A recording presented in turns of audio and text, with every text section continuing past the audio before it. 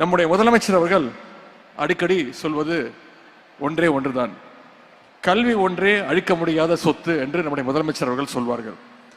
கல்வி மாணவர்களுக்கான சொத்துன்னா இங்கே அமர்ந்திருக்கக்கூடிய மாணவர்கள் தான் நம்முடைய தமிழ்நாட்டுடைய சொத்து.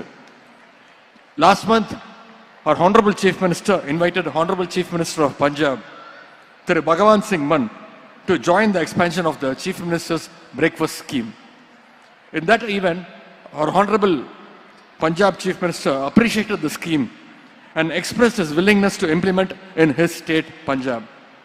Today, for this grand education festival, our honorable chief minister has invited honorable chief minister of Telangana. I hope this event will also be meaningful and impactful experience for our honorable chief minister of Telangana as well. நம்முடைய திராவிட model அரசு பள்ளி கல்வி முதல் உயர்கல்வி மற்றும் வேலைவாய்ப்பு வரை மாணவர்களுக்காக ஏராளமான திட்டங்களை செயல்படுத்தி வருகின்றது. Tamil Nadu is the first state in India to introduce the midday meal scheme school students in 1920. This historic achievement was pioneered by the Justice Party almost 100 years ago. அதே மாதிரி இந்தியாவிலேயே முதலாக பள்ளி மாணவர்களுக்கு காலை உணவு கொடுத்த முதல் மாநிலமும் நம்முடைய தமிழ்நாடு தான். வேலைக்கு காலை சீக்கிரம் எந்திரிச்சு போற பெற்றோர்கள் காலைல சமைக்கிறதுக்கு நேரம் இல்லாம குழந்தைகளுக்கு டிஃபன் செஞ்சு கொடுக்காத ஒரு சூழ்நிலை இருந்துச்சு. சாப்பிடாம வகுப்புக்கு போற அந்த குழந்தை காது பசியில அடைக்கும், வயிறு கில்லும். அவர்களால் எப்படி அந்த சமயத்தில் பாடத்தை கவனிக்க முடியும்னு பெற்றோர்கள் வருத்தப்பட்டது உண்டு. இன்னைக்கு அந்த பிரச்சனைகள் எல்லாத்தையும் நம்முடைய முதலமைச்சர் அவர்கள் தீர்த்து வைத்திருக்கிறார்கள். பள்ளி படிப்பை முடிச்ச பிறகு குடும்ப சூழல் காரணமாக மாணவர்கள் உயர்கல்விக்கு வராமல் இருந்து விடக்கூடாதுன்னு தமிழ்நாடு அரசே கல்லூரி மாணவ மாணவிகளுக்கு புதுமை பெண், தமிழ் புதல்வன் போன்ற திட்டங்கள் மூலமாக மாதம் 1000 ரூபாய் கல்வி ஊக்கத்தொகையாக வழங்கி வருகின்றது. இந்த மாணவர்கள், இந்த திட்டத்தின் மூலம் பயன்பெறுகின்ற மாணவர்கள் இனிமே யாரும் நோட் புக் வாங்கணும், ப்ராஜெக்ட் மெட்டீரியல்ஸ் வாங்கணும், கால்குலேட்டர் வாங்கணும் அப்படின்னு அவங்களுடைய பெற்றோர்கள் கிட்ட போய் கேட்க தேவையில்லை. இது மாதிரியான பொருட்களை எல்லாம் நம்முடைய முதலமைச்சர் கொடுக்கக்கூடிய அந்த 1000 ரூபாயிலே தாராளமா வாங்கிக்கலாம். இந்த திட்டங்கள் வந்த பிறகு பள்ளி படிப்பு முடித்துவிட்டு உயர்கல்வி செல்லுகின்ற வாய்ப்பு இருந்தும் பொருளாதார சூழல் காரணமாக உயர்கல்வியை தொடர இயலாத கிட்டத்தட்ட 15000 மாணவர்கள் இன்னைக்கு உயர்கல்வியில இந்த திட்டத்தின் மூலம் சேர்ந்திருக்கிறாங்க. அது மட்டும் இல்ல, மாணவர்களை வேலை வாய்ப்புக்கு தயார்படுத்துகின்ற வகையில நான் முதல்வன் திட்டம் செயல்படுத்தப்பட்டுள்ளது. படிப்புடன் வேலைகளுக்கான அந்த ஸ்கில்ஸையும் நான் முதல்வன் திட்டம் வழங்கி கொண்டு வருகின்றது. குறிப்பா வேலை தேடுகின்ற நிலையை தாண்டி மற்றவர்களுக்கும் வேலை கொடுக்கலாம் என்கிற கான்பிடன்ஸை நம்முடைய நான் முதல்வன் திட்டம் தொடர்ந்து வழங்கி வருகின்றது. கல்விக்கு மட்டுமின்றி இன்னைக்கு உடல் கல்விக்கும் விளையாட்டுக்கும் நம்முடைய அரசு, நம்முடைய முதலமைச்சர் அவர்கள் முக்கியத்துவம் கொடுத்து வருகின்றாங்க. இந்த நிகழ்ச்சியுடைய பெயரே கல்வியில் சிறந்த தமிழ்நாடு. கல்விக்கு மட்டும் முக்கியத்துவம் கொடுக்காம எங்களுடைய விளையாட்டு வீரர்களுக்கும் இந்த மேடையில் இடம் கொடுத்த முதலமைச்சருக்கு இந்த நேரத்தில் விளையாட்டு வீரர்களின் சார்பாக என்னுடைய நன்றியை தெரிவித்துக் கொள்கின்றேன்.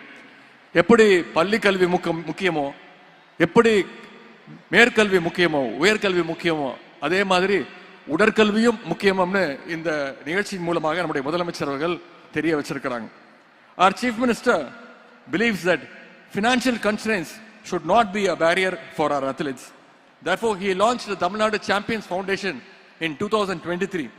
It's the first of its kind initiative in India. Our Honorable Chief Minister has personally contributed 5 lakh rupees as the very first supporter to the Tamil Nadu Champions Foundation, and I'm proud to say he was the first contributor for this foundation. Tamil Nadu Champions Foundation மூலமாக இன்றைக்கு ஆயிரக்கணக்கான வீரர்களுக்கு சுமார் 25 கோடி ரூபாய் மதிப்பிலான நிதி உதவியையும் விளையாட்டு உபகரணங்களையும் வழங்கியிருக்கின்றோம். To encourage our youth in sports, our Honorable Chief Minister provided jobs for more than 100 athletes last year in government and public sector through the 3% reservation for sports person. We are also giving equal importance to para athletes. We have already established 6 para arenas across the state and 5 more will be set up soon. Our Chief Minister has been awarding high cash incentives to the para athletes on par with other players.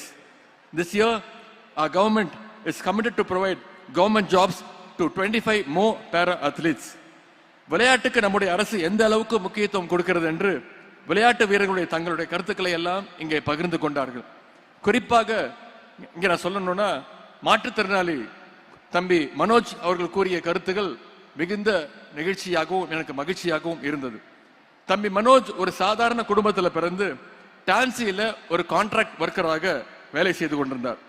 அவருடைய திறமையை கண்டுபிடித்து சில ஆண்டுகளுக்கு முன்புதான் Tamil Nadu champions foundation மூலமாக நிதி உதவி அளித்தோம். முதலமைச்சருடைய உத்தரவு.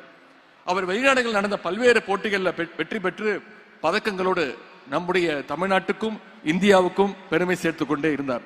அது மட்டுமல்ல, அவருக்கு 3% இடஒதுக்கீட்டின் கீழே அரசு வேலையும் நம்முடைய முதலமைச்சர் அவர்கள் வழங்கினார்கள். தம்பி மனோஜுக்கு அவர் சொன்னது போல சென்ற ஆண்டு திருமணமானது. தன்னுடைய திருமணத்திற்கு என்னை அழைத்திருந்தார். நானும் மதுரைக்கு சென்று அவருடைய திருமண விழாவிலே என்னுடைய குடும்ப விழாவை போல மகிழ்ச்சியோடு கலந்து கொண்டேன். இங்க எல்லாத்தையும் சொன்னார், ஒன்னே ஒண்ணு மட்டும் விட்டுட்டார். விரைவில் திரு மனோஜ் அவர்கள் ஒரு தந்தையாக போகிறார் என்ற அந்த செய்தியும் இங்கே கூறிக்கொள்ள விரும்புகின்றேன். நேற்றுக்கு 2 நாட்களாக விருதுநகர், மதுரையில் பல்வேறு அரசு நிகழ்ச்சிகள், கட்சி நிகழ்ச்சி எல்லாம் கலந்து கொண்டு நேற்று நள்ளிரவு மதுரையிலிருந்து விமானம் மூலமாக சென்னைக்கு திரும்பி வந்து கொண்டிருந்தேன். அப்பொழுதுதான் நான் கவனிச்சேன், என்னை விட 2 சீட்டு தள்ளி தான் தம்பி மனோஜ் அவர்களும் உட்கார்ந்துருந்தார். அப்ப கேட்டா, எங்க சென்னைக்கா அப்படின்னு. ஆமா, நானும் சென்னைக்கு தான் வரேன்.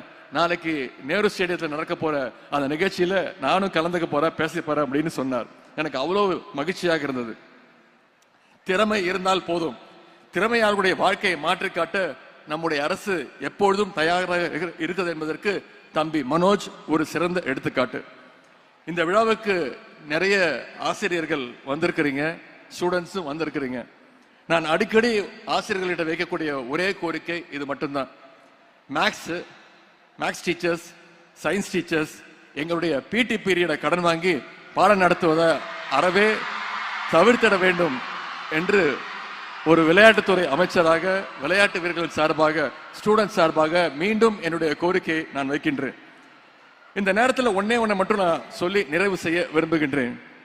பேரறிஞர் அண்ணா அவர்கள் ஒரு முறை சொன்னார்கள். அண்ணா சொன்ன வார்த்தை, நான் முதலமைச்சரான பிறகு 3 காரியங்களை தமிழ்நாட்டுக்காக, தமிழ் மக்களுக்காக செஞ்சிருக்கிறேன். தமிழ்நாட்டுக்கு தமிழ்நாடுன்னு பெயர் சூட்டி இருக்கிறேன். தமிழ்நாட்டில் ஹிந்திக்கு இடம் இல்லை, இருமொழி கொள்கை மட்டும்தான் அப்படின்னு சட்டம் ஏற்றிருக்கிறேன். சுயமரியாதை திருமணத்திற்கு சட்ட அங்கீகாரத்தை வழங்கியிருக்கிறேன். இந்த 3 விஷயத்தை நான் தமிழ்நாட்டுக்காக செஞ்சிருக்கிறேன். எனக்கு பிறகு ஆட்சிக்கு வரக்கூடியவர்கள் இந்த 3ஐயும் மாற்ற நினைத்தால் அவருடைய மனசுல ஒரு பயம் வரும், ஒரு அச்சம் வரும்.